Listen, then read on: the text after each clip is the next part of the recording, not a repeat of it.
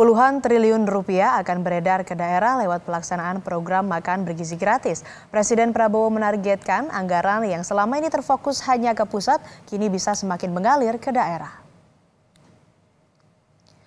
Presiden meminta bahan baku untuk program makan bergizi gratis diprioritaskan dalam negeri dan melibatkan koperasi hingga badan usaha milik desa atau BUMDes. Tahun ini, anggaran makan bergizi gratis yang disiapkan oleh pemerintah adalah 71 triliun rupiah dan di 3 bulan pertama tahun ini menargetkan 3 juta penerima. Di saat yang bersamaan, subsidi dan anggaran sosial juga akan diperbaiki agar menjadi lebih tepat sasaran.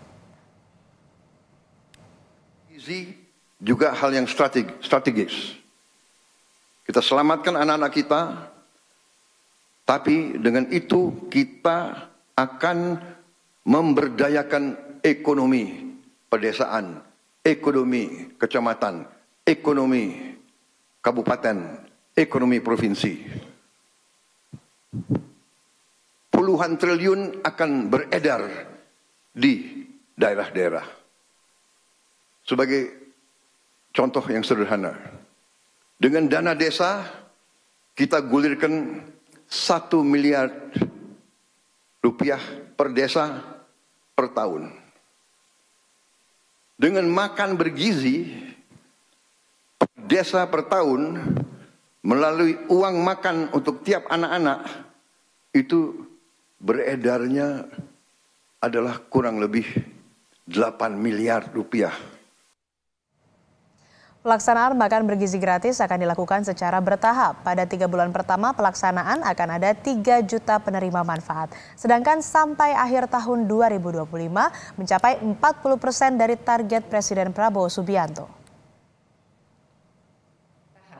Jadi di Januari sampai Maret ini direncanakan akan ada sekitar 3 juta yang akan menikmati makan bergizi gratis. Termasuk juga nanti di situ selain siswa PAUD sampai SMA, juga nanti ibu hamil, menyusui, dan balita. Jadi ini sesuai target ya. Dan setelah itu secara bertahap akan ditingkatkan. Nanti di kira-kira bulan April sampai Juni atau triwulan kedua, itu akan meningkat menjadi sekitar 6 juta. Dan di Juli sampai Agustus bertambah lagi sampai sekitar 15 juta. Jadi diharapkan di 2025 ini nanti target setidaknya 40% dari total penerima manfaat itu akan bisa terpenuhi. Tidak hanya tantangan ekonomi secara umum, Kadin Indonesia juga mengingatkan pemerintah akan potensi korupsi dan inflasi dalam pelaksanaan program makan bergizi gratis. Transparansi dan tata kelola yang bersih akan menentukan kualitas makan bergizi gratis dan dampaknya pada pertumbuhan ekonomi. Distribusi dan penyediaan makanan juga menjadi tantangan bagi pemerintah yang perlu dijelaskan pada publik. Kadin berharap ada pengawasan yang ketat saat pelaksanaan makan bergizi gratis, sebab akan ada dana triliunan rupiah yang mengalir ke daerah.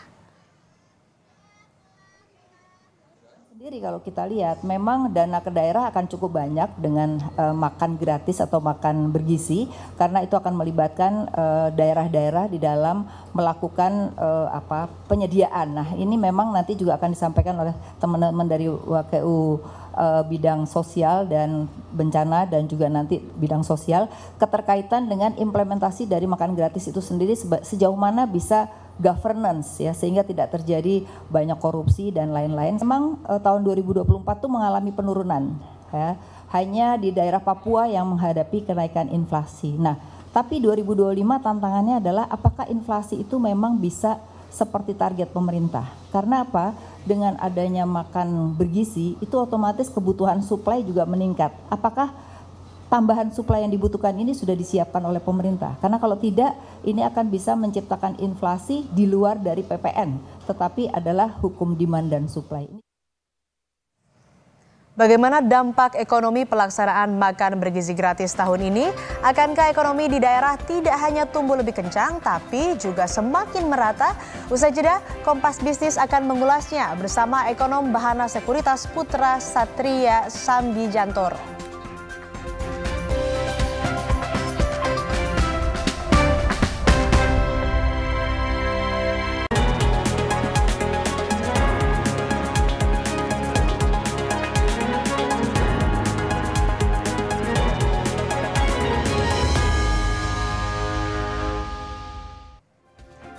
6 Januari 2025, janji kampanye Presiden Prabowo Subianto dan Wakil Presiden Gibran Rakabuming Raka yaitu makan bergizi gratis dimulai. Menyedot anggaran sampai 71 triliun rupiah untuk memerangi kekurangan gizi. Seefektif apa makan bergizi gratis mendongkrak ekonomi daerah? Kompas Bisnis menghitung langsung bersama ekonom Bahana Sekuritas Putra Satria Sambijantoro. Selamat pagi Mas Putra, apa kabar? Selamat pagi, Mas, 71 triliun rupiah ini untuk makan bergizi gratis di tahun 2025. Lalu bagaimana memastikan good corporate governance atau transparansi akuntabilitasnya dalam konteks penyaluran dan juga dalam konteks pengawasannya? Baik, angka 71 triliun itu sebenarnya angka yang sangat masif. Dan program ini itu sebenarnya sangat besar dalam hal skala economic multiplier-nya.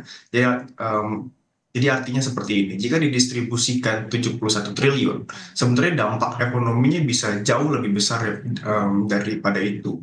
Saya berikan contoh, karena ini merupakan produk atau program yang merupakan konsumtif, jadi 71 triliun yang dikeluarkan, dampak multiplier-nya mungkin bisa 2 kali lipat, bisa 3 kali lipat. Jadi dalam artinya yang 71 triliun yang dikeluarkan bisa ya misalnya 210 triliun dalam estimasi kami ya, dalam most optimistic scenario-nya. Saya berikan contoh seperti ini, jika misalnya UMKM dilibatkan dalam program makan bergizi gratis, maka misalnya satu rumah tangga UMKM itu harus menyediakan 200 makanan per hari. Pasti dia harus belanja ayam, belanja daging, belanja sayur, 200, 300 bahkan 500 jumlahnya per hari gitu loh.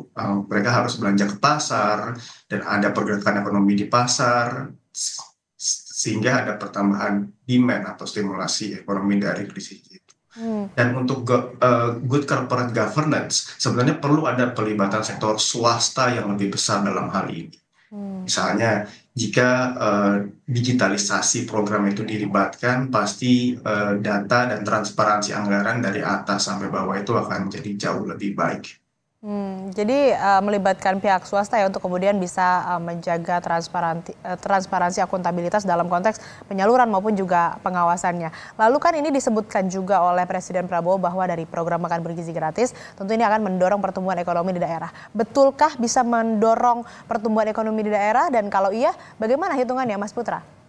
Ya, saya berikan contoh tadi seperti ini, contoh yang pertama ya, di mana ya program makan bergizi gratis yang 70 triliun, multiplier efeknya itu bisa 200 triliun atau bahkan 350 triliun. Itu tergantung dari bagaimana efektif program ini diberikan atau diimplementasikan di lapangan.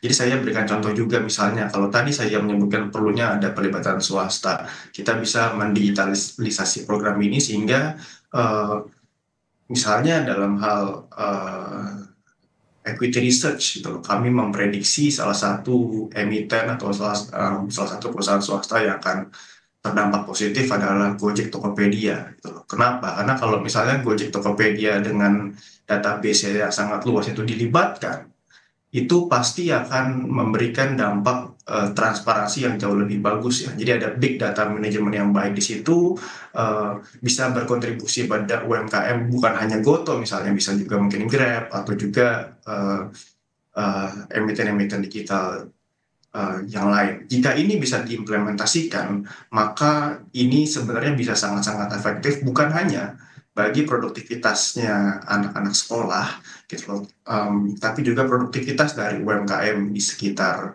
yang dilibatkan. Oke, lagi-lagi ya tadi disebutkan oleh Mas Putra, memang kalau melibatkan pihak swasta ini bisa lebih baik lagi. Nah kan kalau itu soal pertumbuhan ekonomi di daerah. Kalau di nasional seperti apa sumbangannya terhadap pertumbuhan ekonomi? Dan kalau dari Bappenas ini kan sempat ada hitungan program MBG ini diestimasi berkontribusi pada pertumbuhan ekonomi hingga 0,86%. Nah, jadi sebetulnya seperti apa potensinya untuk sumbangsih dari program makan bergizi gratis terhadap pertumbuhan ekonomi nasional, Mas Putra? Ya baik, jadi ada dua hal yang ingin saya highlight di sini, yang saya garis bawahi. Yang pertama adalah efektivitas dari program makan bergizi gratis ini sendiri gitu. Jika ini sukses digitalisasi. Sebenarnya Indonesia bisa jadi negara pertama loh di seluruh dunia yang menerapkan program makan bergizi gratis dengan digital. Itu tidak ada di seluruh dunia seperti ini itu loh. Jadi ini bisa menjadikan contoh yang baik juga bagi investor asing saat melihat persepsinya pemerintahan Pak Prabowo Subianto. Itu yang pertama, secara persepsi itu penting. Dan yang kedua adalah jika program ini berjalan, dampak realnya kalau saya mungkin ya jika 71 triliun itu benar-benar diimplementasikan secara efektif, mungkin bisa dari angkanya, mungkin bisa lebih tinggi dibandingkan angkanya Bappenas yang memprediksi 0,8%. Hitungannya kami, jika memang multiplier efeknya 3 kali, 71 triliun dikalikan 3, 201 triliun itu sekitar 1,04% dari PDB. Mungkin bisa sekitar 1% dari PDB ya dampak ekonomi realnya, dan mayoritas dampak ekonomi ini kemungkinan besar di daerah-daerah, bukan hanya di kota besar. Jadi terdistribusi dengan sangat baik. Oke, kan tadi Anda menyebutkan juga bahwa dari pelaksanaan MBG ini kalau memang efektif ini bisa menghasilkan 3 kali lipatnya dari 71 triliun rupiah itu ya. Tapi juga tadi terus disebutkan soal digitalisasi MBG. Nah, rekomendasi digitalisasi MBG yang Anda rekomendasikan itu seperti apa? Mungkin boleh dijelaskan lebih lanjut, lebih komprehensif, Mas Putra. Baik, dari segi digitalisasi kami di Bahana Sekuritas sebenarnya sudah sekitar 6 hingga 8 bulan lalu memprediksi ini salah satu emiten atau perusahaan yang bisa mendapatkan manfaat dari program ini adalah Gojek Tokopedia seperti yang telah saya disebutkan. Nah, jadi emiten-emiten atau perusahaan teknologi ini mempunyai big data yang sangat-sangat baik. Jadi dari atas sampai bawah data UMKM-nya itu ada, data itu siapa penerimanya itu ada, data dapat makanannya apapun ada. Gitu. Jadi kalau misalnya program ini dilibatkan atau secara digital, gitu. Jadi kita bisa mengetahui dari paling atas 71 triliun atau 10.000 per muridnya itu yang dapat siapa saja. UMKM yang jadi vendor itu apa saja. Jika misalnya ada berisiko seperti keracunan makanan, gitu, kita bisa mengidentifikasi dengan sangat cepat. Jika memang program ini didesentralisasi secara digital, gitu, bukan hanya Gojek Tokopedia, tapi juga emiten-emiten yang lain ya, perusahaan-perusahaan lain. Gitu. Jadi ada satu transparansi yang sangat-sangat baik di sini, di mana ruang untuk korupsinya atau ruang untuk kebocoran itu sangat kecil. Dan di sini Pak Prabowo bisa meningkatkan accountability dari program makan bergizi gratis dengan sangat-sangat baik dan bisa menjadi contoh di seluruh dunia.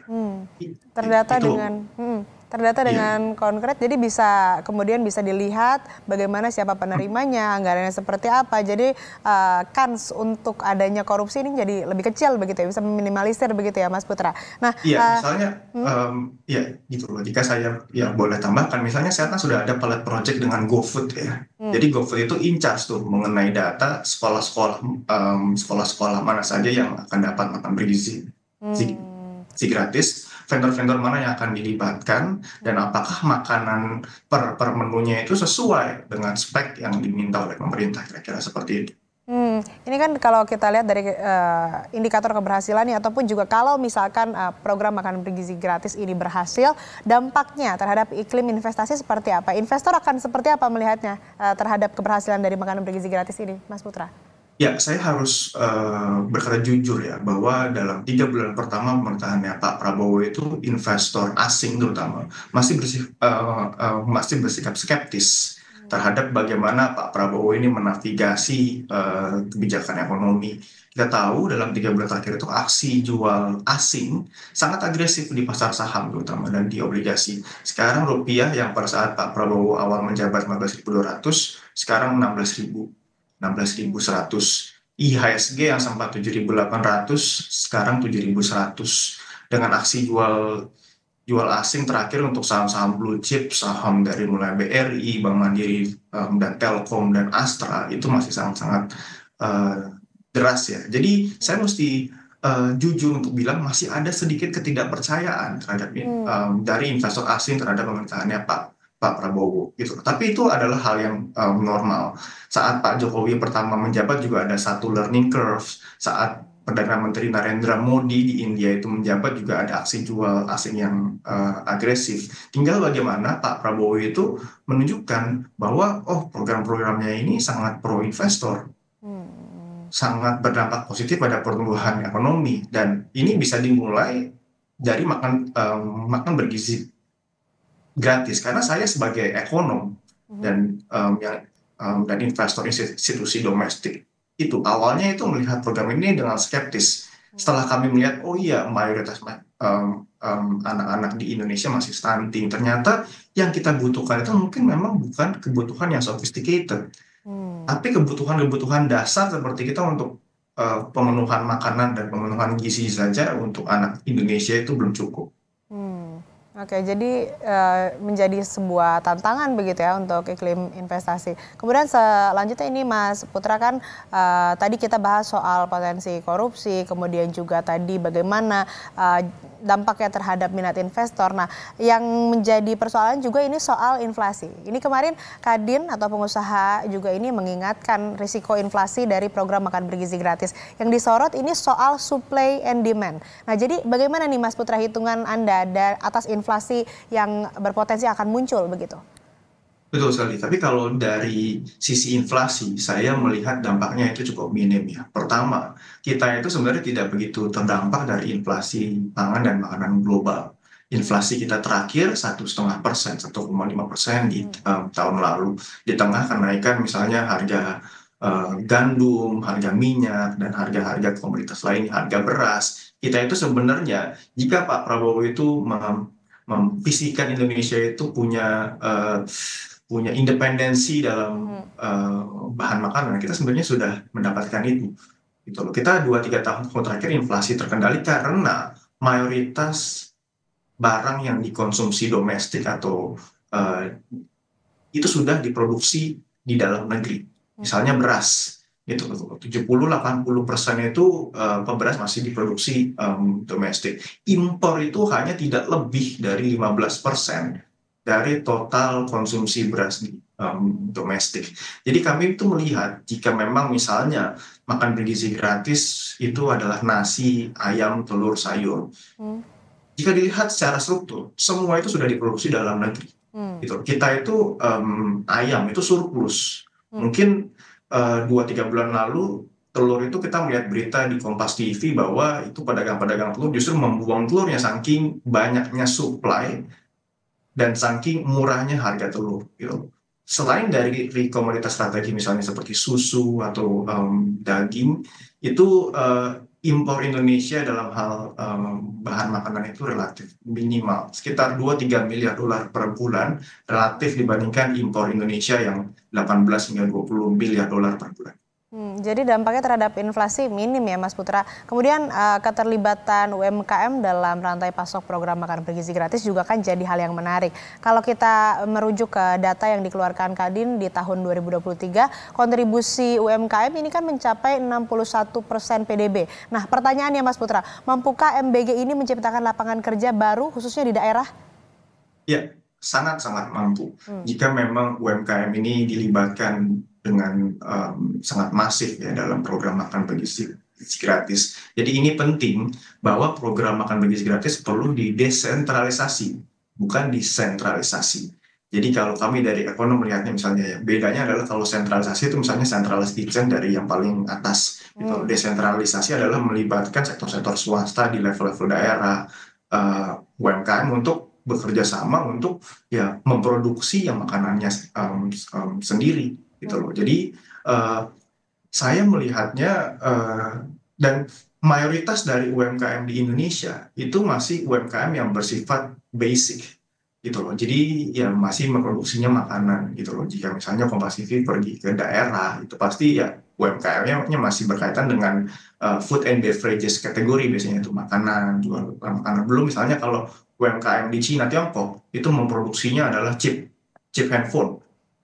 Atau basic laptops gitu loh. Kita belum pada saat belum pada fase level seperti itu. Jadi saya lihat kalau memang UMKM dilibatkan dan dilibatkannya di sektor makanan, ini merupakan program yang sangat realistis dari perspektif ekonomi. Oke, program makan bergizi gratis ini terhadap pertumbuhan ekonomi khususnya di daerah ini dampaknya akan terasa kalau memang dijalankannya dengan efektif tadi. Dan rekomendasi dari Anda, Mas Putra, ini program makan bergizi gratis didigitalisasi supaya tadi transparansi dan akuntabilitasnya bisa dipertanggungjawabkan, bisa berjalan dengan baik. Dan tadi kalau misalkan melihat dari potensi yang akan dampak baik yang akan dihasilkan dari makan bergizi gratis, tentunya membuka lapangan pekerjaan. Dan kalau kita bahas juga soal iklim investasi, tentunya ini masih menjadi tantangan. Harus kita kawal bersama, kita pantau bersama bagaimana pelaksanaan program makan bergizi gratis, tentunya supaya berdampak terhadap pertumbuhan ekonomi di daerah. Terima kasih Mas Putra Satria, ekonom Bahana Sekuritas, telah bergabung bersama kami di Kompas Bisnis. Sehat selalu.